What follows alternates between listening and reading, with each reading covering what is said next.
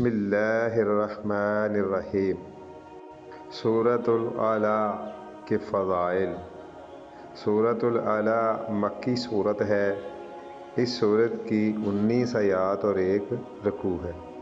یہ تلاوت کی ترتیب کے اعتبار سے قرآن پاک میں 87 نمبر پر ہے۔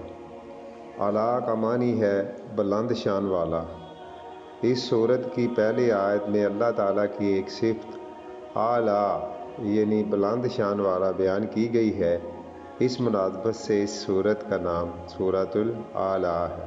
فضیلت: حضرت محمد رسول اللہ صلی اللہ علیہ وآلہ وسلم نماز جمعہ اور عیدین کی پہلی رکعت میں سورہ اعلیٰ اور دوسری رکعت میں سورہ غاشیہ تلاوت فرمایا کرتے تھے۔ سنن ابی داؤد 1125۔ سورۃ الاعلیٰ کا مرکزی مضمون اللہ تعالیٰ کی قدرت، قرآن مجید کی عظمت، کامیاب انسان کی نشانی اور آخرت کا بیان ہے۔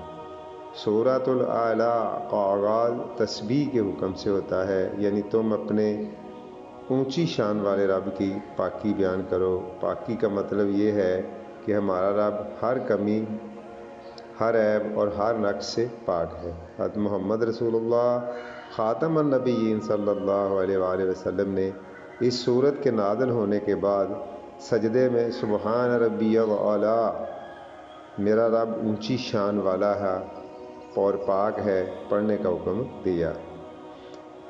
سورۃ الاعلیٰ میں حضرت محمد رسول اللہ خاتم النبیین صلی اللہ علیہ وآلہ وسلم سے فرمایا گیا کہ ہم آپ صلی اللہ علیہ وآلہ وسلم کو اس طرح قرآن پڑھائیں گے کہ آپ صلی اللہ علیہ وآلہ وسلم کبھی نہیں بھولیں گے۔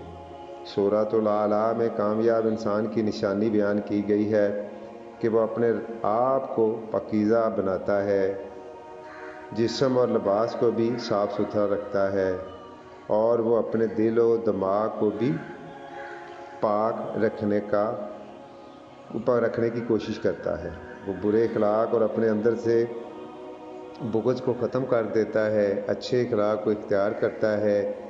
اس صورت کے آخر میں دنیا اور آخرت کی حقیقت بیان ہوئی ہے اور بتایا گیا ہے کہ آخرت کا ذکر پچھلے انبیاء کرام کی تعلیمات میں بھی موجود تھا۔ اللہ عمل کی توفیق دے، آمین۔ السلام علیکم۔